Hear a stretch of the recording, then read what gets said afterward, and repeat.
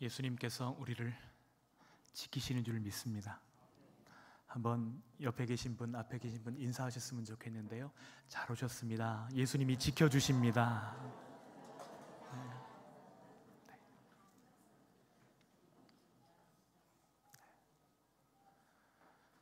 여러분 감자칩 좋아하시나요? 어떤 여인이 기차역에 도착해서 잡지 하나하고 감자칩 한 봉지를 샀습니다. 대합실에서 앉아서 기다리고 있는데 심심하니까 과자를 이렇게 올려놓고 있었는데 어떤 한 남자가 옆에 와서 탁 앉더니 냉큼 그 봉지를 잡아서 뜯는 것이에요. 너무 황당해서 얼굴을 한번 쭉 쳐다봅니다. 그랬더니 그 봉지에서 손을 넣어가지고 과자를 꺼내서 먹는 것입니다. 이렇게 다 뺏길 수는 없지. 자기도 과자 봉지에 손을 넣어서 과자를 탁 먹으면서 한 번 더 째려봐 줍니다. 그런데 자기는 아랑곳하지 않고 계속해서 과자를 하나씩 꺼내 먹는 거예요. 좀 경계를 줘야 되겠다 킁킁 소리를 내면서 꺼내서 먹는데 너무 괘씸한 거예요. 이대로 있다가는 과자를 다 뺏길 것 같고 그래가지고 열심히 과자를 같이 먹는데 남자가 한 번 먹으면 자기는 두 번 먹을 정도로 열심히 과자를 먹는 것입니다. 마침내 봉지 안에 과자가 딱 하나 남았어요. 그런데 그 남자가 냉큼 그 하나 남은 과자를 딱 집어들더니 반으로 딱 쪼개서 자기한테 나눠주는 것입니다. 그리고 나선 손을 탁탁 털고 일어나서 가버리더라는 거예요.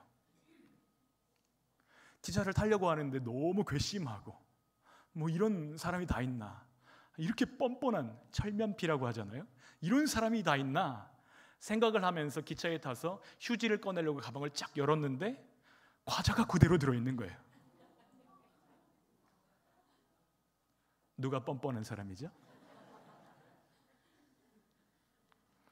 과자 한 봉지 정도야 웃으면서 넘어갈 수 있겠지만 인생에서 부딪히는 여러 문제 중에 오해받는 것보다 더 심란하고 괴로운 일은 없습니다. 누군가 나를 오해하는데 오해하는 사람에게 가서 나의 변호를 막 늘어놓으면 어떻게 되죠? 문제가 더 커지고 어려워지는 것들을 경험하게 됩니다. 굳어진 마치 콘크리트처럼 단단해진 생각은 무슨 말을 하든 무슨 행동을 하든 변화되지 않기 때문입니다. 그런데 그렇게 슬프고 절망스러운 상황이 가족들 안에서 벌어진다고 하면 그것은 너무나 견디기 힘든 일이죠. 근데 예수님도 같은 고통을 당하셨습니다. 예수님께 가장 가까운 가족들에게 미쳤다는 오해를 받으셨어요. 또 말씀의 전문가인 서기관들에게 귀신 들렸다고 오해를 받으십니다. 우리 삶 가운데서도 원치 않는 오해를 받을 때가 있잖아요. 우리 그때 어떻게 해야 되죠? 예수님이 보여주신 그 길을 따라 걷는 저희들 되기를 원합니다.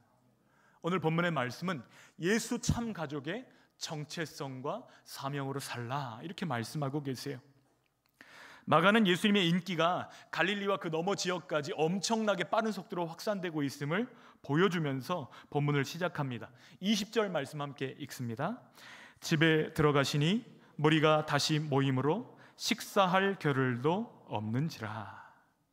여기 지금 예수님이 들어가신 그 집은 가버나움에 있는 베드로의 집이 아닐까 성경학자들은 그렇게 추측합니다.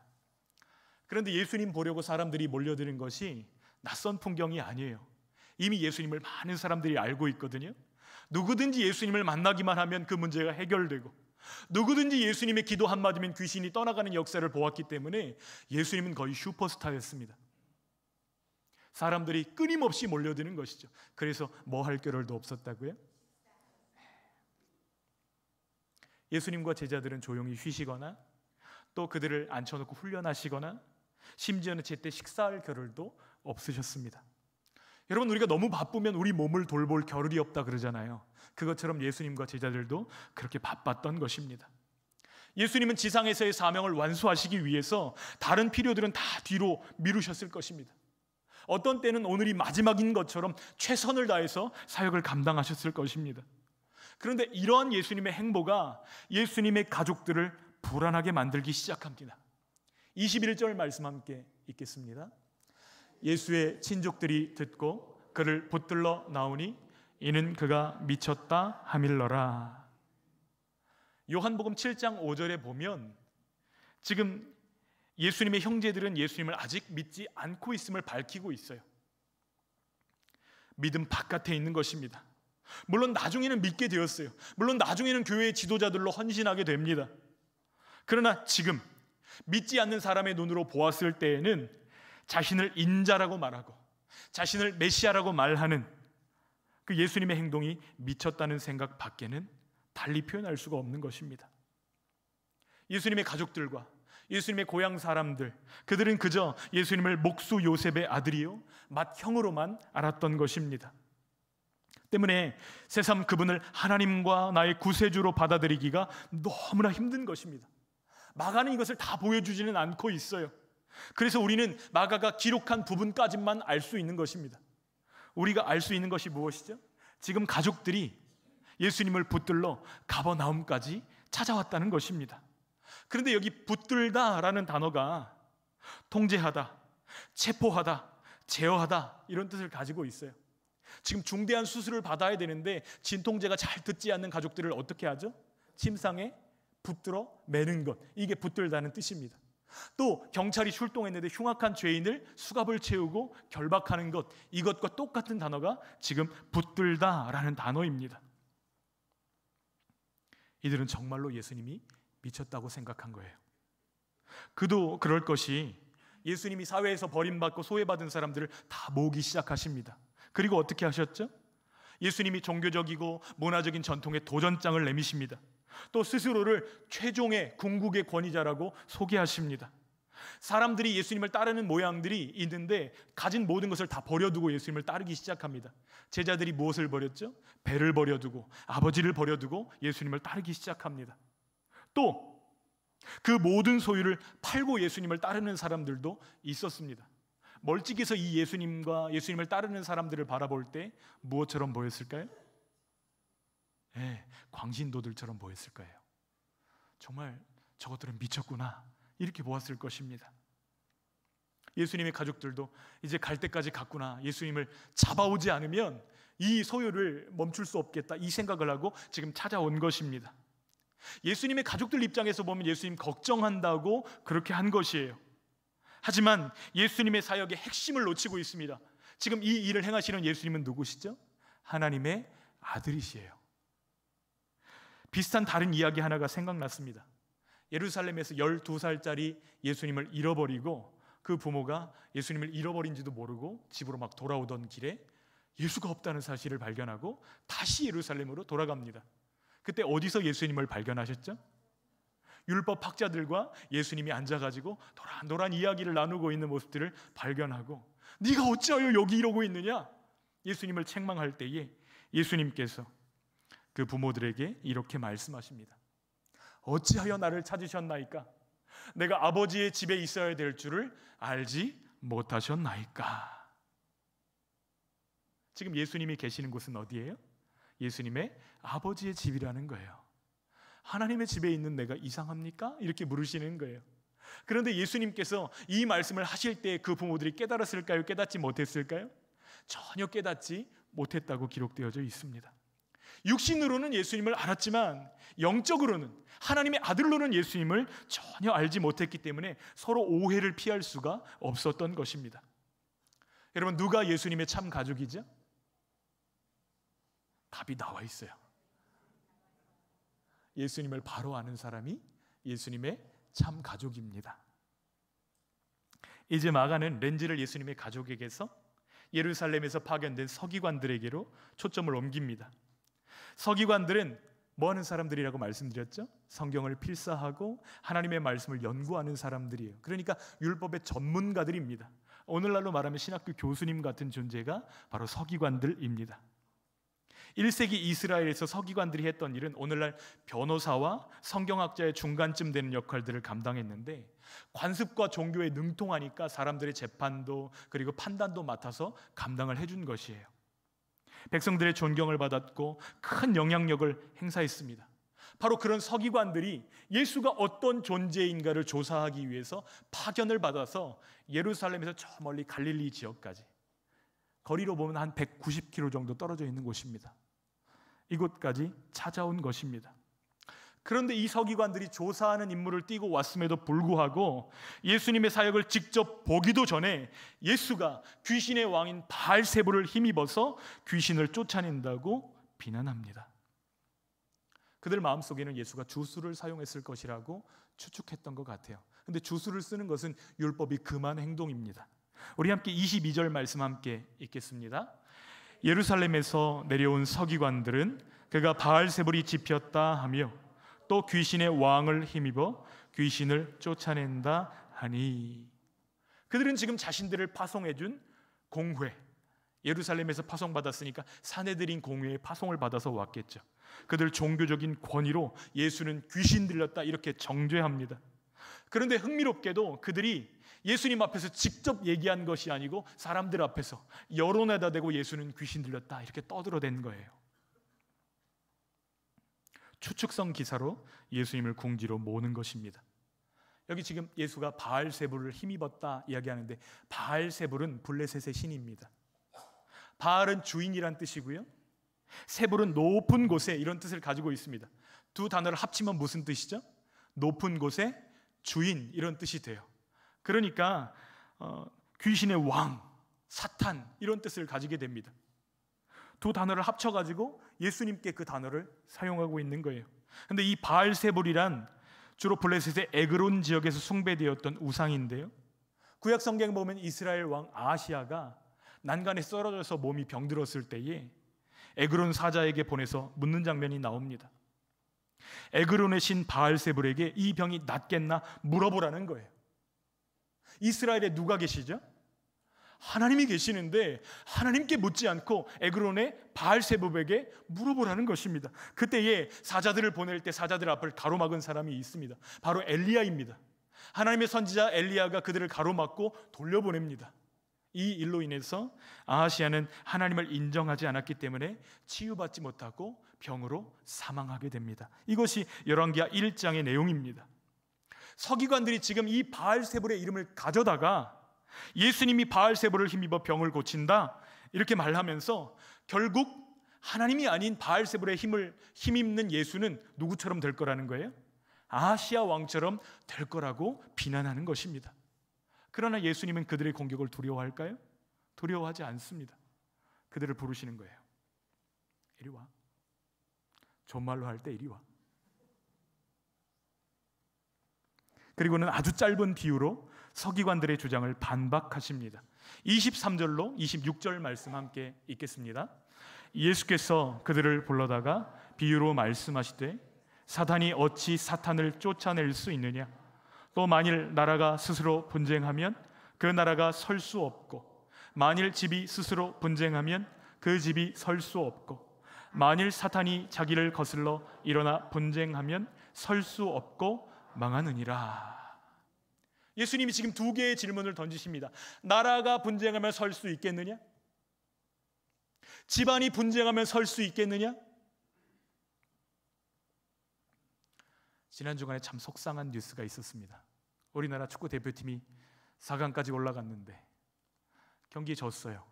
근데 지고 나서 그 경기에 진 요인들이 뉴스에 나오는데 가장 대표적인 주축을 이루는 두 선수가 갈등했다는 사실입니다. 그래서 손흥민 선수가 손가락에 탈구된 상태로 4강전에 나왔던 모습들을 우리가 다 보았습니다. 여러분, 국제대회에서 마음을 합쳐도 이기기가 쉽지가 않은데 마음이 나눠지고 서로 분쟁하니 이기지 못하는 것은 당연하죠. 아니, 사상 최대의 라인업이라고 자랑을 했어도 그들의 마음이 반대 방향으로 향해 있는데 어떻게 이길 수 있겠어요? 여러분, 축구만 그렇습니까? 몸은 어떤가요? 모든 몸의 세포들은 머리의 명령에 순종합니다. 그런데 순종하지 않는 세포들이 무리를 이루고 조직을 이루면 그것을 뭐라고 부르죠? 뇌의 명령에 분쟁하는 세포는 암이 됩니다. 그리고 결국 그 몸 전체를 쓰러뜨리는 역할들을 감당합니다. 여러분, 정치는 어떻죠?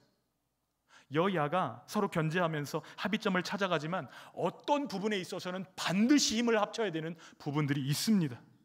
단순히 정쟁으로 나눠져 버리면 아무 일도 할 수가 없죠. 결국 고통받는 사람들은 누구예요? 오롯이 국민들의 몫입니다.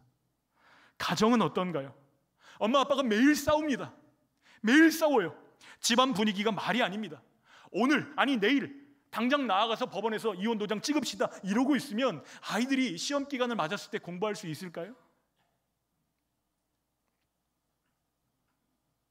부부가 싸웠을 뿐인데 아이들이 망가집니다. 나라든 가정이든 서로 분쟁하면 설 수 없습니다. 사탄은 바보가 아니에요. 사탄이 사탄을 쫓아낸다는 것은 어불성설입니다. 지금 예수님이 바라보시는 사탄의 이미지는 강한 자입니다. 왜냐하면 사탄은 죄와 질병과 힘과 욕심과 죽음으로 사람들을 뒤흔들기 때문이에요. 사단이 가진 무기에 미혹되어 있는 사람들, 마음을 빼앗기고 있는 사람들은 이미 사단의 노예가 된 사람들입니다. 귀신은 그 사단의 사악한 활동을 시종드는 사탄의 쫄개들이에요. 그렇다면 이 사탄의 영역에 들어가서 그 소유물을 뺏어오려면, 그들을 구원하려면 어떻게 해야 되죠? 그 강한 자를 결박하지 않고는 그들을 뺏어올 수 없다, 이렇게 말씀하시는 거예요. 이제 그 일을 예수 그리스도께서 행하실 것입니다. 나라가 분쟁하면 설 수 있겠느냐? 집이 분쟁하면 설 수 있겠느냐? 예수님은 서기관들에게 물으셨지만 서기관들은 입을 다물었어요. 대답할 말이 없었기 때문입니다. 예수님이 알아듣게 이야기하신 거예요. 아주 어린 아이들도 이야기 들었을 때 대번에 알아들을 수 있도록 설명하신 것입니다. 그런데 그들의 마음이 변했어요, 안 변했어요? 요지부동입니다. 예수님이 말씀으로 그들의 마음을 두드리셔도, 성령께서 그들의 능력으로 그들에게 역사를 보여주셔도 그들이 마음문을 꽁꽁 걸어 잠그고 있었기 때문에 예수님은 그들을 논리적으로 설득하는 것을 멈추시고 이제 경고하십니다. 28절, 29절 말씀 읽어볼까요? 내가 진실로 너희에게 이르노니 사람의 모든 죄와 모든 모독하는 일은 사하심을 얻되 누구든지 성령을 모독하는 자는 영원히 사하심을 얻지 못하고 영원한 죄가 되느니라 하시니. 여러분, 하나님은 인자와 긍휼이 무궁하신 분이십니다. 그래서 사람의 모든 죄와 모든 허물을 진실로 회개하고 하나님 앞에 엎드리면 하나님은 다 용서해 주십니다. 아멘 하셔도 돼요. 참 안심되는 말씀입니다. 우리들이 그렇잖아요. 예수님, 제가 예수님을 믿습니다, 예수님 의지합니다 하면서도 넘어질 때가 있습니다. 쉴 새 없이 죄를 짓습니다. 그런데 그런 우리에게 하나님이 인자와 긍휼이 무궁하시다, 이것은 참 우리를 안심되게 하는 말씀이고 약속입니다. 사도 요한도 이렇게 편지했어요. 함께 읽어볼까요? 만일 우리가 죄가 없다고 말하면 스스로 속이고 또 진리가 우리 속에 있지 아니할 것이요 만일 우리가 우리 죄를 자백하면 그는 미쁘시고 의로우사 우리 죄를 사하시며 우리를 모든 불의에서 깨끗하게 하실 것이요. 어떤 불의에서 깨끗하게 하신다고요? 모든 불의에서. 그러니까 용서받지 못할 죄가 있다 없다? 없다고 말씀하세요. 그런데 오늘 이 말씀과 충돌하는 것처럼 보이는 말씀이 등장합니다. 29절 말씀을 보면 예수님께서 예외 조항을 말씀하고 계시거든요. 성령을 모독하는 것은 사하심을 얻지 못한다, 이렇게 말씀하세요. 성령님을 모독하는 것, 성령님을 회방하는 것은 사하심을 받지 못한다고 말씀하셨는데, 이 죄가 무엇이죠? 우리는 사람과 사람이 상대해서 이야기할 때에도 사람을 중상하거나 명예를 훼손할 때 그를 뭐 했다고 말하죠? 모독했다고 이야기합니다. 그러니까 문자적으로 생각하면 하나님을 향해서 무례한 말을 던지거나 중상하거나 악담하거나 저주하거나 욕설을 퍼부을 때 이것이 누구를 모독하는 죄가 된다고요? 성령을 모독하는 죄가 됩니다. 그런데 서기관들이 하는 행동이 있어요. 성령의 능력으로 귀신을 쫓아내는 예수님을 향해서 누구를 힘입었다고 얘기했죠? 바알세불. 그러니까 성령님이 이꼴 이렇게 이야기를 한 거예요. 신성 모독입니다. 그러나 하나님 이런 신성 모독이라 할지라도 죄를 인정하고 하나님 앞에 진실로 회개하기만 하면 어떻게 해주실까요? 용서해 주신다는 말이에요. 여러분, 우리가 알고 있는 한 사람, 다메섹 도상으로 갈 때에 예수 믿는 자들을 잡아 죽이려고 했고 예수라는 이름만 들어도 알러지 반응을 보였던 한 사람이 예수님 앞에 꼬꾸라지고 예수님 앞에 회개하는 한 장면이 나옵니다. 그가 누구죠? 사울입니다. 사울이 회개했을 때 하나님은 그를 바울로 바꿔주셨던 거예요. 용서를 허락해 주신 것입니다. 그러나 죄를 지은 사람이 이것이 죄인 줄 알면서도 하나님이 베푸시는 용서의 기회를 발로 차버린다고 한다면, 계속해서 반항하고 예수님의 능력을 부인하고 하나님의 사랑을 조롱할 때 이것은 성령을 회방하는 것이고 용서받지 못할 죄가 된다는 것입니다. 왜 그렇죠? 왜 용서받을 수 없는 죄가 되냐 하면 하나님이 그렇게 하시는 것이 아니에요. 스스로 유죄 판결을 내리는 것입니다. 의사가 정말 좋은 약입니다, 이 약 드시면 반드시 낫습니다, 약을 처방해 주었는데 스스로 입을 닫고 약을 이겨버린다고 한다면 그 사람 나을 길 있어요, 없어요? 성령께서는 구원의 은혜를 베푸십니다. 이것이 성령의 사역입니다. 그런데 그것을 의도적으로 거부하고 반항하고 걷어차버리는 것이 성령을 회방하는 것이라고 말씀하십니다. 여러분, 누가 예수님의 참 가족이죠? 답이 나와 있어요. 함께 읽어볼까요? 성령님의 인도를 받아들이는 사람입니다. 여러분, 우리가 그리하기를 소원합니다. 다시 마가는 굉장히 빠른 속도로 카메라를 움직이고 있는데 서기관들에게서 가족들에게로 카메라를 돌립니다. 그들은 예수님이 미쳤다고 넘겨짚고 예수님을 붙들기 위해서 가버나움까지 나왔어요. 31절로 35절 말씀 읽겠습니다. 그때에 예수의 어머니와 동생들이 와서 밖에 서서 사람을 보내어 예수를 부르니 무리가 예수를 둘러앉았다가 여짜오되 보소서 당신의 어머니와 동생들과 노이들이 밖에서 찾나이다. 대답하시되 누가 내 어머니이며 동생들이냐 하시고 둘러앉은 자들을 보시며 이르시되 내 어머니와 동생들을 보라. 누구든지 하나님의 뜻대로 행하는 자가 내 형제요 자매요 어머니이니라. 지금 여기서 예수님은 가족 제도를 부인하시는 것이 아닙니다. 혈연으로 맺어진 육신의 가족들이 있지만 믿음으로 맺어진 영적인 가족도 있다는 것을 설명하시는 것입니다. 우리는 믿음으로 하나님께 속하거나 아니면 예수님을 믿지 않고 세상에 속하거나 둘 중 한 군데에 소속되어 있다는 사실입니다. 중간지대에 있을까요, 없을까요? 없습니다. 오늘 인도에서 형제님 한 분이 오셨는데 오늘날 중동 문화권의 특별히 무슬림들은 예수님을 구세주와 왕으로 받아들이면 가족과 공동체에서 추방을 경험합니다. 저희 누님이 인천에서 밥솥을 프레스로 찍는 공장을 운영하시는데 거기 파키스탄에서 온 노동자 2명이 취업을 했어요. 그런데 누님이 예수님을 믿는 것을 알고 사랑으로 따뜻하게 대해주는 것을 느끼니까 마음을 열기 시작합니다. 그리고 결국에 그들이 그렇게도 두려워했던 그 예수님을 나의 주님으로 영접하는 일들이 벌어졌어요. 그런데 그 노동자들에게 묻습니다. 다시 파키스탄으로 돌아가면 예수님 믿는 것이 참 어려울 텐데 그 마을 상황이 어떠냐고 물었더니 그들이 하는 대답이 그래요. 우리가 지금 살고 있는 지역은 무슬림 지역인데 이 무슬림들은 형제가 예수 그리스도를 믿으면 그 형제를 형제의 손으로 불태우게 한다는 거예요. 지금도 그런 일들이 벌어지고 있습니다.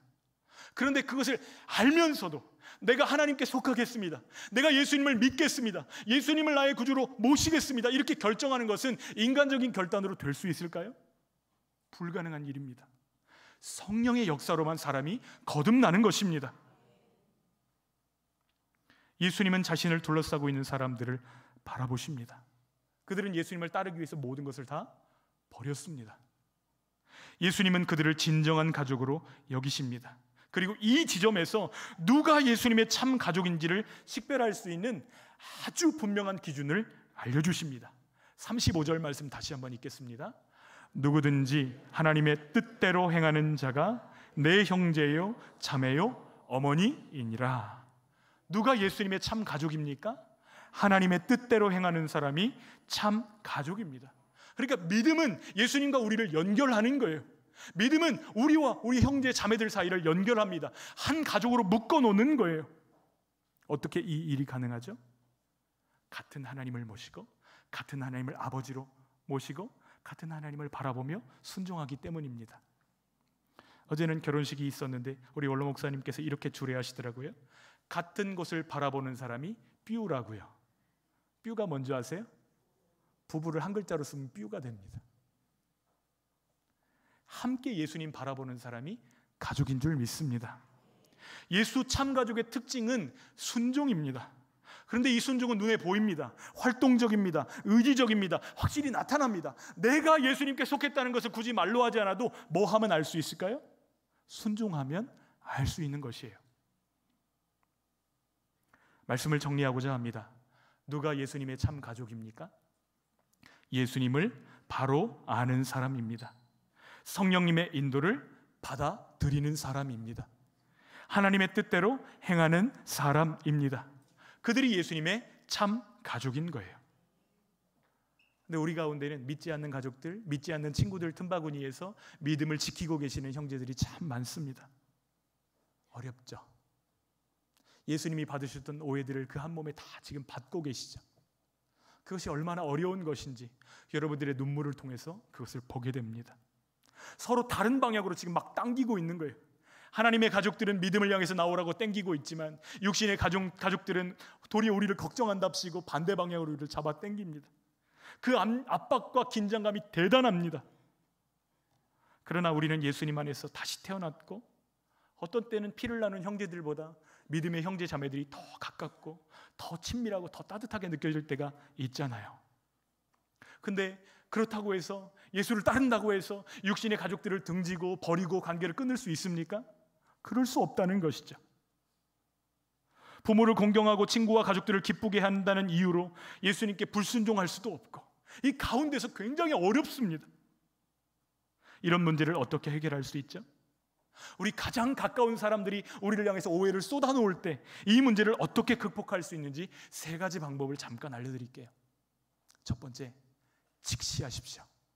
두 번째, 받아들이십시오. 세 번째, 적응하십시오. 첫 번째, 뭐 해야 된다고요? 직시해야 됩니다. 지금 우리가 예수님을 믿고 예수님을 알고 예수님을 사랑하게 된 이 사실들을 믿지 않는 사람들은 다 이해할 수 있을까요? 없을까요? 결코 이해할 수 없다는 사실입니다. 사실 가족들은 많은 경우에 우리들을 염려하고 걱정하고 사랑합니다. 우리가 혹시 사이비 종교 집단에 빠지는 건 아니야? 혹시 우리 가족이 광신도가 되는 건 아니야? 이런 걱정들을 하면서 우리를 바라봅니다. 예수님 안에서 다시 태어나는 이 경험이 없는 사람들은 우리가 지금 경험하고 있는 영적인 사랑과 관계와 은혜들을 전혀 알지를 못해요. 이것을 알아야 됩니다. 이 사실을 직시해야 됩니다. 지금 이 사람들이 왜 이러나 모르기 때문에 그런다는 거예요. 알지 못하기 때문에 우리를 공격하기도 한다는 것을 직시하셔야 됩니다. 두 번째는 받아들이셔야 됩니다. 싸우시면 안 돼요. 하나님이 그들을 우리에게 맡기셨거든요. 그들을 구원하라고 우리를 그 가정 가운데 파송하셨거든요. 그러니까 싸우면 안 됩니다. 강요하지 마십시오. 우리가 믿고 있고 우리가 알고 있고 우리가 사랑하는 것을 그들에게 강요하시면 안 됩니다. 왜냐하면 믿음을 주시고 그들을 구원하시는 역사는 성령께서만 하실 수 있는 일이기 때문이에요. 우리는 소개할 수는 있지만 그들을 구원할 수는 없다는 것을 받아들여야만 됩니다. 우리는 믿음으로 하나님 자녀 되었습니다. 그렇지만 그들은 아직 아니에요. 그들은 아니라고 말씀드리지 않았습니다. 아직 아니에요. 아멘. 주님이 그들의 마음을 돌이키실 때까지 그들이 우리를 아직 이해하지 못할 것이라는 사실들을 받아들여야만 됩니다. 제가 그 가족들이 다 예배당에 나와 있는데 혼자 술 마시고 집에 누워있는 아버지들의 마음을 들은 적이 있어요. 통화를 했는데 그 아빠가 이렇게 얘기를 하는 거예요. 왜 우리 가족들을 다 뺏어가고 나만 홀로 남게 했냐고. 술 마시고 울면서 저랑 통화한 적이 있습니다. 가족 뺏긴 느낌이 그들의 느낌이라는 것을 조금 알고 받아들이셨으면 좋겠습니다. 사실 우리가 하나님 사랑하고 하나님 때문에 막 기뻐하고 하는 모습들에 질투심을 느낄 수도 있다는 거예요. 가족들의 태도를 우리가 바꿀 수 있을까요? 아직 모르기 때문에 우리가 바꿀 수 없습니다. 통제할 수 없어요. 이 사실을 받아들일 때에 그들을 향해서 넉넉한 마음으로 나아갈 수 있을 것입니다. 세 번째는 적응하셔야 됩니다. 믿음 없는 가족들을 향해서 기도하셔야 돼요. 그냥 손을 놔버리면 안 되고요. 하나님 언젠가 구원하여 주실 줄 믿습니다. 하나님의 방법으로 함께 하실 줄 믿습니다. 하나님께서 기회를 주시고 만남의 복을 주시고 눈을 열어주시옵소서 기도하기를 원합니다. 준비되지 않은 가족들에게 자꾸 믿음을 강요하면 어떻게 되죠? 아직 믿음도 없는데 너 밥 먹을 때 기도하고 밥 먹어야지 아이들한테 계속 막 그렇게 쏘아붙이면 아이들이 어떻게 되죠? 자연스럽게 예수님을 밀어내게 됩니다. 대신에 그들을 향해서 예수님이 당신들을 사랑하신다는 것을 몸으로 보여주고 섬김으로 보여주고 반찬으로 보여주고 뭐 이렇게 보여주면 그들의 마음이 어떻게 될까요? 점점 예수님께로 돌아서게 되는 것입니다. 그들이 알아들을 수 있는 언어로 복음을 전달하는 저 여러분들 되시기를 소원합니다. 적응하셔야 되는 거예요. 이 오해를 극복하는 일들이 결코 쉽다고 말씀드리는 것이 아닙니다. 너무너무 어려울 거예요. 여러분들이 예수님 사랑하기 때문에 헌금하는 그것을 남편 돈을 훔쳐다가 교회에다 갖다 바친다고 이야기할 것입니다.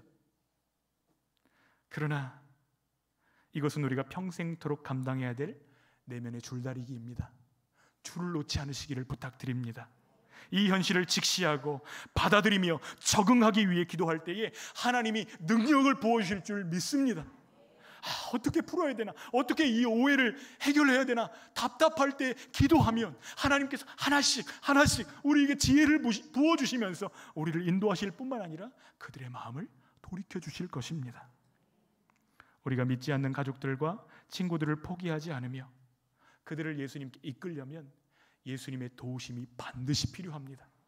우리의 힘만으로 할 수 없어요. 주님, 저 못합니다. 주님이 해주세요.